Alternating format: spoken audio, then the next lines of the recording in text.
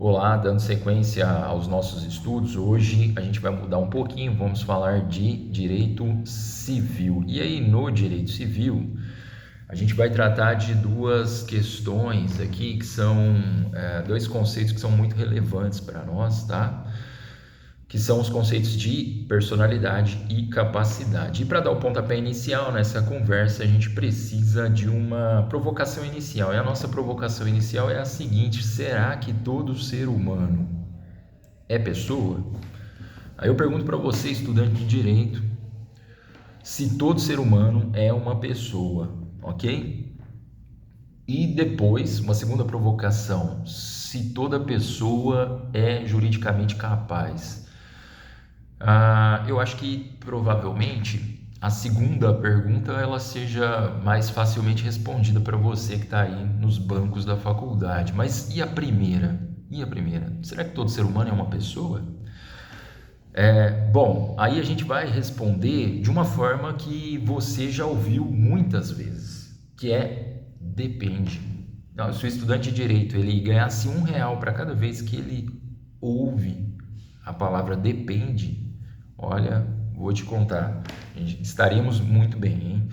Mas assim, depende, ok, depende do que então? Será que todo ser humano é uma pessoa? Bom, se a teoria que a gente adotar for a teoria natalista, como aparentemente o Código Civil adota, o Código Civil aparentemente adota a teoria natalista, principalmente se a gente considerar ali os dois primeiros artigos do Código Civil, aí nesse caso a gente vai falar que não, que nem todo ser humano é pessoa. Por quê? Porque o nascituro, quem que é o nascituro?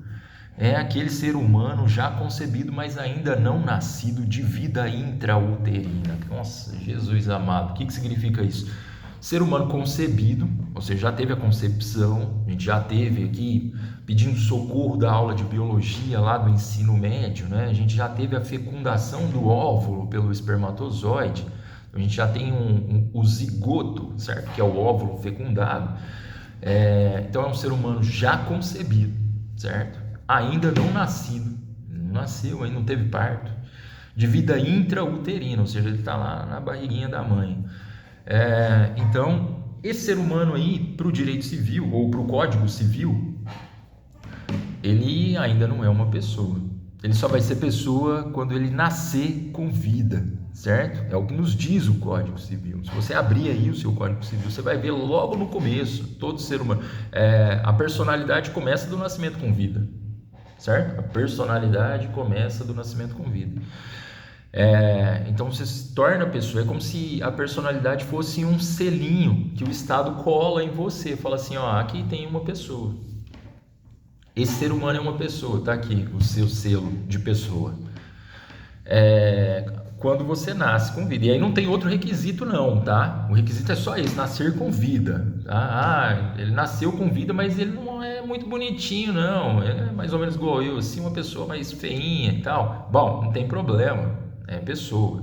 Nasceu com vida, o requisito é nascer com vida. Tem outras legislações de outros países aí, a gente tem notícia na doutrina de que existem requisitos, você precisa ter, sobreviver 48 horas, 24 horas, tem que ter forma humana.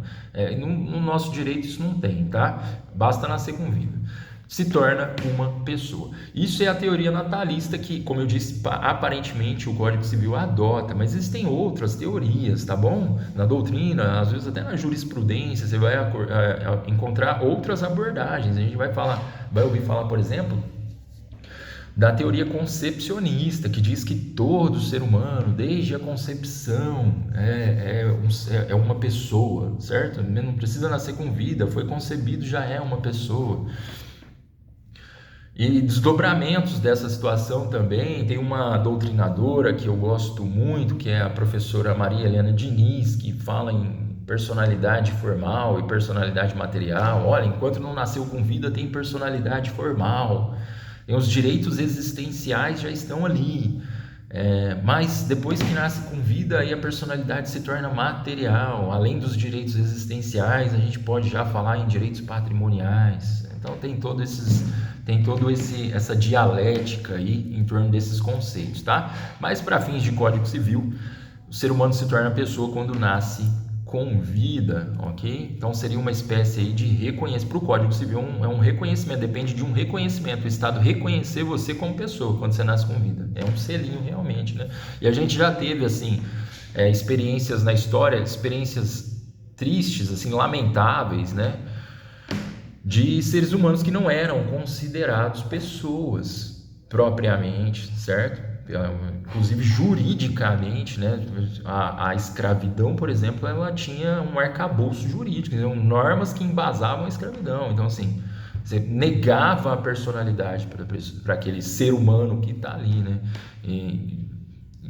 Felizmente a gente conseguiu superar, embora a gente ainda encontre muitos resquícios aí do ponto de vista de racismo estrutural e essas situações extremamente lamentáveis. Mas assim, para o desenvolvimento do nosso conceito aqui, o que a gente precisa saber realmente para o Código Civil, o Código Civil aparentemente adota a teoria natalista, certo? Então o ser humano se torna pessoa quando nasce com vida.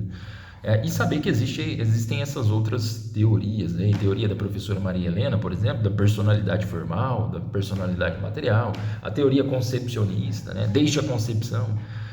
E aí tem discussão até de quando seria a concepção. Será que é da formação do zigoto? Será que é da nidação, que é justamente quando o zigoto ele se fixa ali na parede do útero?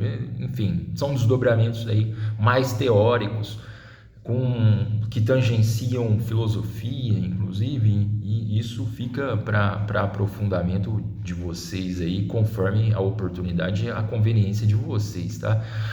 Mas é importante a gente saber. Então, nasceu com vida, o ser humano se tornou pessoa, ok? E aí, essa pessoa, ela é capaz, juridicamente, capaz?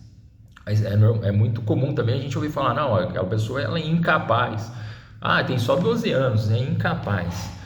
Ou seja, significa que não tem capacidade nenhuma? Não é isso, tá bom? A gente tem que diferenciar aqui. No direito a gente fala em duas capacidades. A gente fala em capacidade de direito e capacidade de fato, certo? Então a capacidade de direito, ela pode aparecer também com o nome de capacidade de gozo, ok? Capacidade de direito, capacidade de gozo.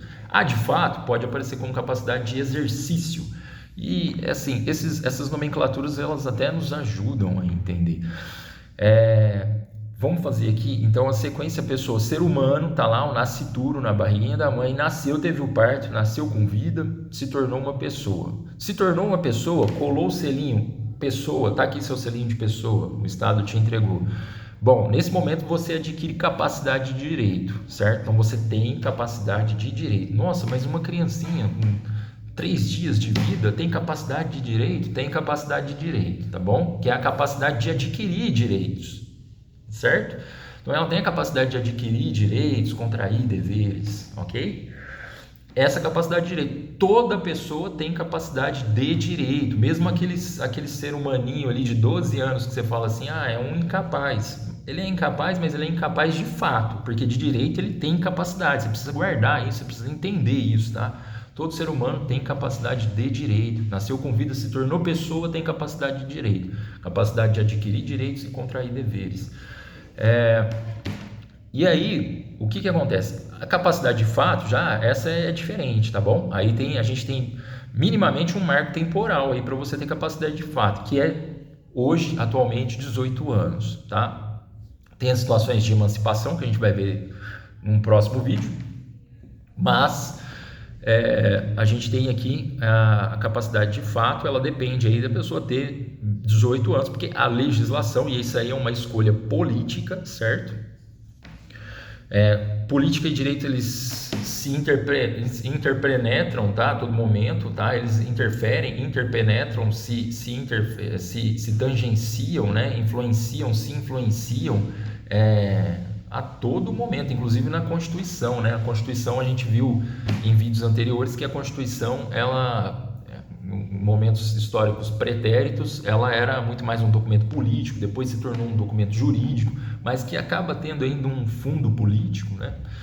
Principalmente porque traz ali a organização da sociedade, a divisão, a organização, a forma de aquisição e exercício do poder, mas enfim, voltando para o nosso assunto, certo? Então, uma decisão política, uma escolha política, né, do legislador de colocar aos 18 anos aí o fim da menoridade. Até os 18 anos, então, a pessoa não tem capacidade de fato, certo? Então, ela pode ser chamada de incapaz.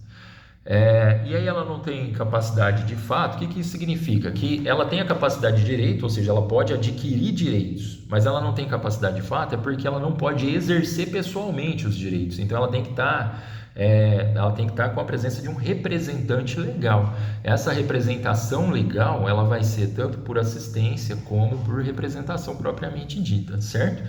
Então, até os 18 anos, incapaz, não tem capacidade de fato, vai precisar de um representante legal. E a gente tem algumas situações em que a pessoa, mesmo com mais de 18 anos, ela não tem capacidade de fato, tá? Porque ou ela não pode exprimir, por exemplo, a vontade dela por uma causa transitória ou permanente, ou ela é uma pessoa assim, um ébrio habitual, um toxicomano, certo? Viciado em drogas, um pródigo, certo? São situações em que a pessoa, mesmo com mais de 18 anos, não tem capacidade de fato, certo? Então a gente tem que assim, o que seria a capacidade de fato? Quem vai ter essa capacidade de fato? Quem já tem um discernimento, quem já tem discernimento completo, a sua formação intelectual cognitiva foi completa, você já tem 18 anos, certo? E você tem esse discernimento para decidir os rumos da sua vida, para decidir os rumos do seu patrimônio. Você vai ser uma pessoa maior e capaz, certo? Você tem essa liberdade, essa autonomia, decorrendo até da sua própria dignidade, né? Que está lá no artigo 1º, inciso 3 da Constituição Federal, a dignidade humana. É um dos fundamentos da República Federativa do Brasil.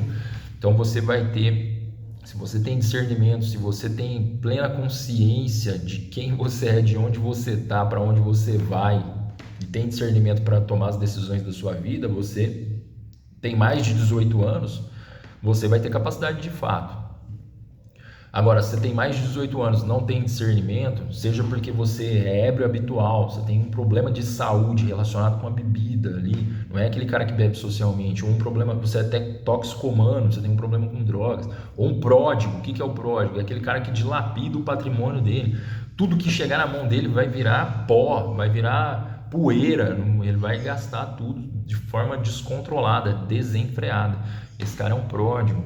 Esse cara aí ele vai assim, falta para ele o discernimento, entendeu? Então realmente vai faltar ali a capacidade de fato, ok? E aí a gente vai ver o seguinte. Então o ser humano nasceu com vida, se torna uma pessoa.